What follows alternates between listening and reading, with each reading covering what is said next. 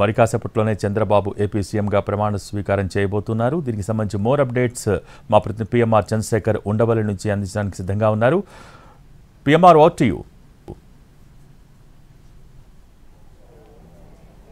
Thank you Bhogi. మరి కాసేపట్లో TDP అధినేత చంద్రబాబు నాయుడు ప్రమాణ స్వీకారోత్సవానికి బయలుదేరబోతున్నారు. 9:45 చంద్రబాబు నాయుడు ప్రమాణ స్వీకారం చేపట్టడానికి ఇక్కడి నుంచి బయలుదేరబోతున్నారు. 9:45 నుంచి బయలుదేరే ఆయన నేరుగా 10:20 ప్రధాని రిసీవ్ చేసుకునేందుకు గన్నవరం ఎయిర్పోర్ట్కి చేరుకుంటారు. అక్కడ ప్రధాని రిసీవ్ చేసుకున్న తర్వాత 11 గంటలకు ప్రమాణ స్వీకార ప్రాంగణానికి చేరుకుంటారు. ఇప్పటికే ప్రస్తుతం చంద్రబాబు నాయుడు లోపలే ఉన్నారు. కానీ లోకేష్ కావచ్చు, అలాగే ఇతర కుటుంబ సభ్యులు వీళ్ళందరూ కూడా ఇప్పటికే బయలుదేరిపోయి సమావేశ ప్రాంగణానికి ప్రమాణ స్వీకారోత్సవ కార్యక్రమానికి హాజరయ్యేందుకు లోకేష్ ప్రమాణ స్వీకారం చేసేందుకు బయలుదేరిపోయారు. సో ఈ నేపథ్యంలో మరి కాసేపట్లో చంద్రబాబు నాయుడు ఇక్కడి నుంచి బయలుదేరిపోతున్నారు. ప్రధానికి 11 గంటల నుంచి 12:30 గంటల మధ్యలో ఈ ప్రమాణ స్వీకారోత్సవ కార్యక్రమం ఉంటుంది. మొత్తం 24 మంది మంత్రులు, ఎవరైతే చంద్రబాబు కాకుండా మిగిలిన 24 మంది మంత్రులు కూడా ప్రమాణ స్వీకారం చేయబోతున్నారు. ఒక్క స్థానం మాత్రమే ఖాళీ చేయకుండా పెండింగ్ లో ఉంచిన పరిస్థితి కనిపిస్తోంది. ఆ ఒక్క స్థానం కూడా జనసేనకు సంబంధించిన విషయంలో జనసేన అక్కడ అభ్యర్థుల్ని మంత్రులకు సంబంధించిన వ్యవహారం మీద జనసేన పార్టీ కొంత క్లారిటీ తీసుకోవాల్సిన అవసరం ఉన్న నేపథ్యంలో జనసేన పార్టీకి సంబంధించిన ఆ స్థానాన్ని పెండింగ్ లో ఉంచినట్లుగా మనకు అందుతున్న సమాచారం మేరకు తెలుస్తోంది. సో ప్రమాణ స్వీకారోత్సవ కార్యక్రమం ముగిసిన తరువాత ప్రధానికి సెండ్ ఆఫ్ ఇచ్చేందుకు 12:40 గన్నవరం ఎయిర్పోర్ట్కి వెళ్తారు. ఇక 1:30 గంటలకు చంద్రబాబు నాయుడు తన నివాసానికి చేరుకుంటారు. సో తన నివాసానికి చేరుకున్న తర్వాత మంత్రివర్గ కూర్పు అనేది అయిపోయింది కాబట్టి, ప్రమాణ స్వీకారోత్సవ కార్యక్రమం అనేది అయిపోయింది కాబట్టి శాఖలని ఎవరెవరికి కేటాయించాలన్న అంశానికి సంబంధించి ప్రధానంగా చర్చించి దానికి సంబంధించిన క్లారిటీ ఇచ్చే దిశగా చంద్రబాబు నాయుడు కసరత్తు చేసే అవకాశం కనిపిస్తుంది. ఎవరెవరికి ఏ శాఖలు కేటాయించాలన్న అంశానికి సంబంధించి కూడా ప్రస్తుతం ఇప్పటికే పెద్ద ఎత్తున చర్చ జరుగుతున్న పరిస్థితి కనిపిస్తుంది. పయ్యావుల కేశవ్ కావచ్చు, కొంతమంది సీనియర్ లీడర్లు ఎవరైతే కేబినెట్ లో చోటు దక్కించుకున్న వాళ్ళు ఎవరైతే ఉన్నారో వాళ్ళకి ఎటువంటి శాఖలు కేటాయిస్తారు, మరొకటి జనసేన పార్టీకి సంబంధించిన మంత్రులు ఎవరైతే ఉంటారో వాళ్ళకి ఎటువంటి శాఖలు కేటాయిస్తారన్న అంశానికి సంబంధించి కూడా కొంత ఆసక్తికరమైన చర్చ జరుగుతుంది. అసలు జనసేనకు దక్కిన మూడు కేబినెట్ మంత్రి పదవులకు సంబంధించి వాళ్ళకి ఏ శాఖలు కేటాయిస్తారన్న అంశం మీద కూడా కొంత ఆసక్తికరమైన పరిణామం చోటు చేసుకుంటుంది. ఇప్పటికే జనసేనాని కొన్ని అంశాలను ప్రస్తావించిన పరిస్థితి, ఇరిగేషన్కి సంబంధించిన వ్యవహారం మీద, అలాగే విద్య, వైద్యం, ఉపాధి, లాండ్ ఆర్డర్ వీటి మీద ఎక్కువగా ఫోకస్ పెట్టాల్సిన అవసరం ఉంది. స్కిల్ డెవలప్మెంట్, సో వీటి మీద ఎక్కువగా ఫోకస్ పెట్టాల్సిన అవసరం ఉందని 1-2 సార్లు జనసేన అధినేత పవన్ కళ్యాణ్ 1-2 సార్లు చెప్పిన నేపథ్యంలో ఆ శాఖలకు సంబంధించి, ఆ అంశాలకు సంబంధించిన ఎక్కడైతే ప్రయారిటీస్ ఉంటాయో ఆ జనసేన ప్రయారిటీస్ ఏదైతే ఉంటాయో ఆ ప్రయారిటీస్కి అనుగుణంగానే శాఖల్ని కోరుతున్నారా, దీనికి సంబంధించి చంద్రబాబు నాయుడు వైపు నుంచి ఎటువంటి రియాక్షన్ వచ్చిందన్న అంశానికి సంబంధించి కూడా ప్రస్తుతం తెలుగుదేశం పార్టీ వర్గాల్లో కావచ్చు, ఏపీ రాజకీయ వర్గాల్లో ఆసక్తికరమైన చర్చ జరుగుతున్న పరిస్థితి కనిపిస్తుంది. సో ఈ కసరత్ అంతా కూడా ప్రమాణ స్వీకారం పూర్తయిపోయిన తర్వాత మళ్ళీ తిరిగి చంద్రబాబు నాయుడు ఇంటికి చేరుకున్న తర్వాత శాఖల కేటాయింపు విషయంలో పార్టీకి సంబంధించిన ముఖ్యులు, అలాగే అట్ ద సేమ్ టైం అధికారులతో కూడా సంప్రదింపులు జరిపి కొంత శాఖల కేటాయింపు విషయంలో కొంత క్లారిటీ ఇచ్చే అవకాశం కనిపిస్తోంది. సో మొత్తం మీద ఈ శాఖల కూర్పుకు సంబంధించి కావచ్చు, అలాగే మంత్రివర్గ కూర్పుకు సంబంధించి కూడా అన్ని రకాల జాగ్రత్తలు, పాత కొత్త కలయిక, అట్ ద సేమ్ టైం జూనియర్లు సీనియర్లు ఈ కాంబినేషన్ కూడా చూసుకున్నారు. అలాగే దీంతో పాటుగా వివిధ సామాజిక వర్గాలకు సంబంధించిన వ్యవహారాన్ని కూడా పరిగణలోకి తీసుకున్న పరిస్థితి, వాటిని కూడా బేరీజు వేసుకుని పూర్తి స్థాయిలో అన్ని రకాల జాగ్రత్తలు తీసుకున్న తర్వాత సామాజిక సమీకరణాలు ఏ విధంగా ఏమాత్రం దెబ్బతినకుండా ఉండే విధంగా చూసుకుంటూనే ఈ మంత్రివర్గ కూర్పు జరిగింది అన్న అభిప్రాయం అయితే తెలుగుదేశం పార్టీ వర్గాల్లో వినిపిస్తోంది. ఎస్సీ మాల నియోజకవర్గం నుంచి డోలాబాల వీరాంజనేయ స్వామి ఆయనకి చోటు దక్కింది. అలాగే ఎస్సీ మాదిగ సామాజిక వర్గం నుంచి అనితకు, ఎస్టీ సామాజిక వర్గం నుంచి గుమ్మడి సంజారాణి, ముస్లిం మైనారిటీ నుంచి ఎన్ఎండి ఫరూక్, ఆర్యవైశ్య సామాజిక వర్గానికి సంబంధించి కర్నూలు అర్బన్ నుంచి పోటీ చేసి గెలిచిన టీజీ భరత్కు, అలాగే రెడ్డి సామాజిక వర్గం నుంచి ఆనం రామనారాయణ రెడ్డి, బీసీ జనార్దన్ రెడ్డి, రాయచోటి నుంచి గెలుపొంది అక్కడ తెలుగుదేశం పార్టీకి అక్కడ గెలుపు అనేది అసాధ్యం అనుకుంటున్న సమయంలో దాన్ని సుసాధ్యం చేసిన మండిపల్లి రాంప్రసాద్ రెడ్డి, ఆయనకు కూడా కేబినెట్ లో చోటు దక్కిన పరిస్థితి కనిపిస్తుంది. కాపు సామాజిక వర్గం నుంచి పవన్ కళ్యాణ్, నిమ్మల రామానాయుడు, కందులు దుర్గేష్, అలాగే బలిజ సామాజిక వర్గం నుంచి పార్టీ సీనియర్ నేత నారాయణ, అలాగే కమ్మ సామాజిక వర్గం నియోజకవర్గం నుంచి లోకేష్, అలాగే నాదెండ్ల మనోహర్, పయ్యావుల, గొట్టిపాటి, సో ఇటువంటి వాళ్ళందరికీ కూడా ప్రధానంగా ఈ కూర్పులో బీసీలకు ఎక్కువ స్థానాలు, ఎక్కువ సంఖ్యలు, ఎక్కువ బెర్తులు కేటాయించిన పరిస్థితి కనిపిస్తోంది. మొత్తం కేబినెట్ లో 8 స్థానాలను బీసీలకు కేటాయించడం ద్వారా బీసీలు తెలుగుదేశం పార్టీకి బ్యాక్ బోన్ గా ఉంటారన్న ఏదైతే వాదన ఉందో, ఏదైతే అభిప్రాయం ఉందో దాన్ని నిజం చేసే దిశగానే ఈ కూర్పు చేసిన పరిస్థితి కనిపిస్తుంది. మొత్తం 8 మంది బీసీలకు కేబినెట్ లో చోటు కల్పించారు. దీంట్లో భాగంగా చూస్తే యాదవ్ సామాజిక వర్గానికి పెద్దపీట వేసిన పరిస్థితి. పార్థసారథి తెలుగుదేశం పార్టీ నూజివీడ్ నుంచి గెలుపొందిన పార్థసారథికి కేబినెట్ లో చోటు దక్కింది. అలాగే సత్యకుమార్ బీజేపీ నుంచి ధర్మవరం నియోజకవర్గం నుంచి పోటీ చేసిన సత్యకుమార్ కు యాదవ్ సామాజిక వర్గం ఆయనకి కేబినెట్ లో చోటు దక్కింది. అలాగే బీసీ మత్స్యకార సామాజిక వర్గానికి సంబంధించిన కొల్లు రవీంద్ర, తూర్పు కాపు సామాజిక వర్గానికి సంబంధించిన కె శ్రీనివాస్, గజపతి నగరం నుంచి కె శ్రీనివాస్ తొలిసారిగా పోటీ చేశారు, తొలిసారిగా గెలిచారు. At the same time cabinet లో కూడా చోటు దక్కించుకున్నారు. సో ఈ తరహా తొలిసారిగా పోటీ చేసి గెలిచి కేబినెట్ లో చోటు దక్కించుకున్న వారు సుమారు 6 ఉంటారు.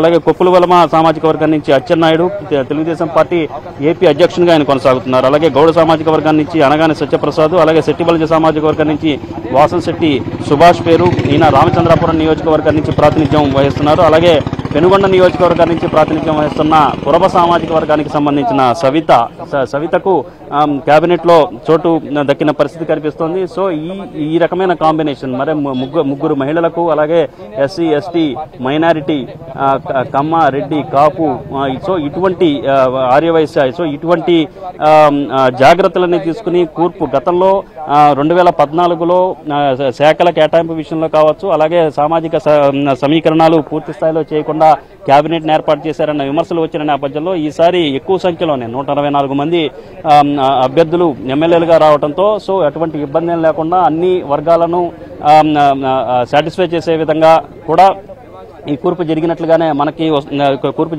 కనిపిస్తోంది. అలాగే తొలిసారి కేబినెట్ లోకి వచ్చే వాళ్ళ విషయానికి వచ్చేసరికి పవన్ కళ్యాణ్ తొలిసారిగా కేబినెట్ లో వస్తున్నారు. అది మొత్తం 24 మంది, చంద్రబాబు కాకుండా మొత్తం 24 మంది ప్రమాణ స్వీకారం చేయబోతున్నారు. కేబినెట్ లో బెర్తులు దక్కించుకున్నారు. ఈ 24 మందిలో 17 మంది కొత్త ముఖాలు కేబినెట్ లోకి వస్తున్న పరిస్థితి చూస్తా ఉంటే ఇది ఒక విధంగా సంచలనాత్మకమైన నిర్ణయం, సంచలనాత్మకమైన కూర్పుగానే కనిపిస్తుందని చెప్పొచ్చు భోగి. ఇందులో భాగంగా పవన్ కళ్యాణ్ తొలిసారిగా కేబినెట్ లోకి వస్తున్నారు. వంగలపూడి అనిత, సత్యకుమార్ యాదవ్, నిమ్మల రామానాయుడు, పయ్యావుల కేశవ్, అనగాని సత్యప్రసాద్, డోలబాల వీరాంజనేయ స్వామి, గొట్టిపాటి రవి, కందుల దుర్గేష్, గుమ్మడి సంజారాణి, బీసీ జనార్దన్ రెడ్డి, టీజీ భరత్, అలాగే సవితమ్మ, వాసంశెట్టి సుభాష్, కొండపల్లి శ్రీనివాస్, మండిపల్లి రాంప్రసాద్, నాదెండ్ల మనోహర్. వీళ్లలో కొంతమంది సీనియర్ నేతలు ఉన్నప్పటికీ ఇప్పటి వరకు వాళ్ళకి పయ్యావుల కేశవ్ కావచ్చు, నాదెండ్ల మనోహర్ కావచ్చు, నిమ్మల రామానాయుడు కావచ్చు, సో ఇటువంటి వాళ్ళందరూ కూడా అక్కడ కొంత పార్టీలో కావచ్చు, రాజకీయాల్లో కావచ్చు సీనియర్ నేతలుగా కొనసాగుతున్న ఇప్పటి వరకు వాళ్ళకి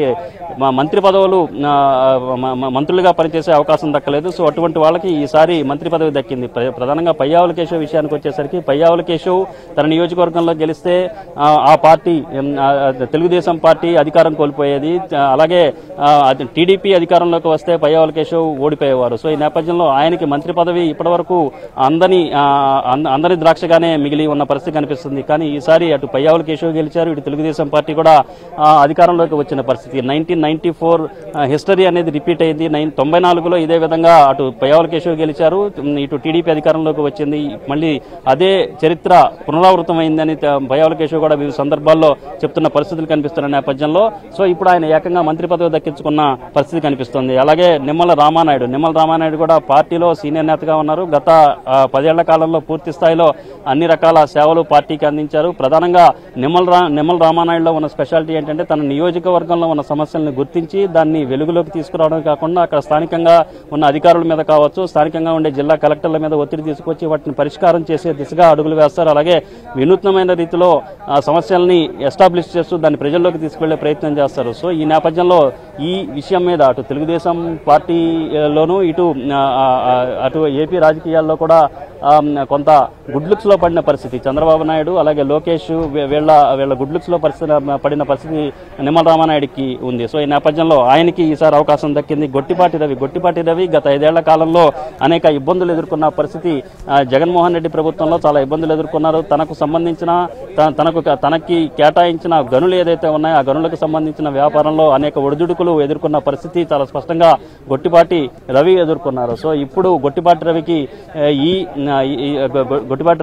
ఈ మంత్రి పదవి దక్కడం అనేది అక్కడ ప్రకాశం జిల్లాలోని చాలా మంది తెలుగుదేశం పార్టీ అభిమానులను ఉత్సాహానికి గురి చేస్తున్న విషయంగా కనిపిస్తుంది. గుమ్మడి సంజయ్ రాణి ఆమె కూడా అలుపెరగని పోరాటం గత 5 ఏళ్ల కాలంలో చేశారు. గుమ్మడి సంజయ్ రాణి ఎస్టీ నియోజకవర్గం సాలూరు నుంచి ఆమె ప్రాతినిధ్యం వహిస్తున్నారు. ఆమెకి సీటు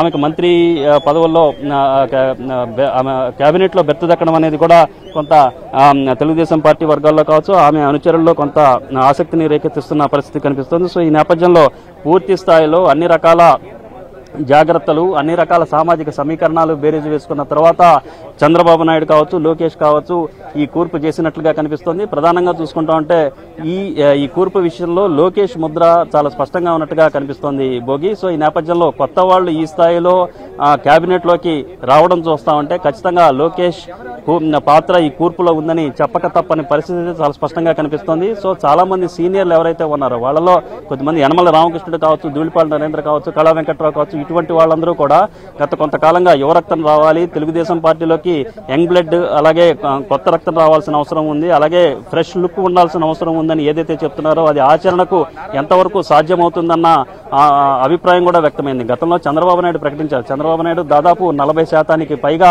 సీట్లను కావచ్చు అలాగే మంత్రివర్గంలో చోటు కావచ్చు 40% పైగా కొత్త వాళ్ళకి కల్పిస్తారని చెప్పి చాలా స్పష్టంగా టీడీపీ అధినేత ఒక పాలసీ డెసిషన్ తీసుకున్నారు. పాలసీగా పరంగా ఒక నిర్ణయాన్ని పెట్టుకున్నారు. సో దీనికి అనుగుణంగానే సీట్ల కేటాయింపు అనేది జరిగింది, అభ్యర్థుల కేటాయింపు అనేది జరిగింది. అభ్యర్థులకు సంబంధించిన కసరత్తులో కూడా ప్రధానంగా దానికి సంబంధించిన ప్రయారిటీ, యూత్ కి సంబంధించిన ప్రయారిటీ, ఫ్రెష్ లుక్ ఉండే వాళ్ళకి హై ప్రయారిటీ ఇచ్చిన పరిస్థితి. అభ్యర్థుల క్యాండిడేట్స్ ని ఫైనలైజ్ చేసేది అప్పుడు చర్యలు తీసుకున్నారు, జాగ్రత్తలు తీసుకున్నారు. ఇప్పుడు మళ్ళీ కేబినెట్ లో కూడా అదే పందాన్ని చంద్రబాబు నాయుడు, లోకేష్ కొనసాగించినట్టుగా కనిపిస్తోంది. కేబినెట్ లో కూడా మొత్తం 24 మంది చంద్రబాబు కాకుండా 24 మంది మంత్రులుగా ప్రమాణ స్వీకారం చేస్తా ఉంటే ఈ రోజు వాళ్ళలో 17 మంది కొత్త వాళ్ళు అంటే అది అది సంచలనాత్మకమైన విషయంగానే తెలుగుదేశం పార్టీ వర్గాలు చాలా స్పష్టంగా చెప్తున్న పరిస్థితి కనిపిస్తుంది. సో ఈ నేపథ్యంలో ఈ కూర్పు విషయంలో మాత్రం తెలుగుదేశం పార్టీ వర్గాల్లో కొంత మంచి ఫీడ్బ్యాక్ వస్తుంది. క్షేత్రస్థాయిలో కూడా ఎవరెవరికైతే వస్తాయో అనుకున్న వాళ్ళకి రాకపోయినప్పటికీ ఫ్రెష్ లుక్ మాత్రం ఉంది అన్న ఫీడ్బ్యాక్ తెలుగుదేశం పార్టీ వర్గాలకు ఉంది అని ఆ పార్టీకి సంబంధించిన నేతలు చాలా స్పష్టం చేస్తున్న పరిస్థితి కనిపిస్తుంది. మరి కాసేపట్లో టీడీపీ అధినేత చంద్రబాబు నాయుడు తన నివాసం నుంచి ప్రమాణ స్వీకారోత్సవ కార్యక్రమానికి బయలుదేరబోతున్నారు. భోగి. Thank you PMR.